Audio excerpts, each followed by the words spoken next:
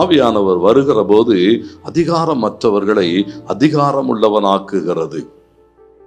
அதுவரைக்கும் ஆவியானவர் இல்லாத வரைக்கும் வேற வாழ்க்கை. ஆவியானவர் வருகிற போது என்ன செய்கிறாரா? எல்லாவற்றையும் புதுப்பிக்கிறார். அதிகாரமே இல்லாத நிலைமை. யாத்திரா 33:11 சொல்லுகிறது.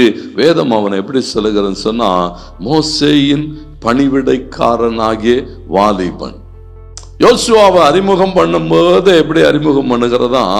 அவன் யாருன்னு சொன்னா, மோசேயின் பணிவிடைக்காரனாகிய வாலிபன். சராசரியான ஒரு நிலைமை, எந்த அதிகாரமும் கிடையாது, ஒரு சாதாரண நிலைமையில கடந்து போய் கொண்டிருந்தவன் தான். வேதம் சொல்லுகிறது, என்னாகமம் 27:18 நீங்கள் வாசிக்கிற போது, சகல இஸ்ரவேல் மேலே தேவன் அவனை அதிகாரம் உள்ளவனாய் மாற்றுகிறார்.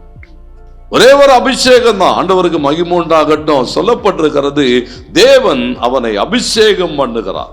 மோசே கேட்கிறான், ஆண்டவரே, அடுத்து யார் நடத்துவா இந்த ஜனங்களை, லட்சம் ஜனங்களை யார் நடத்துவது என்று சொல்லுகிற போது நாம் 27:18 சொல்லுகிறது. பாருங்களேன், ஆண்டவர் சொல்லும் போதே சொல்றாரு, நான் இவனை அபிஷேகம் பண்ணி இருக்கிறேன், இவன் மேல ஆவியானவர் இருக்கிறார், இவனை தெரிந்து கொள், இவன் என்ன செய்வான்? இந்த சகல இஸ்ரவேலரையும் நடத்துவான்.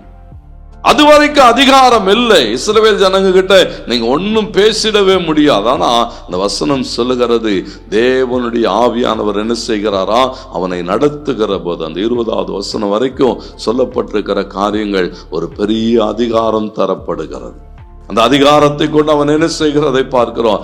சகல இஸ்ரவேலரையும் நடத்தி கொண்டு வருகிறான். ஆண்டவருக்கு மகிமை உண்டாக தேவன் வாக்குத்தத்தம் பண்ணினவர்களை அவர்களுக்கு என்ன செய்கிறானா?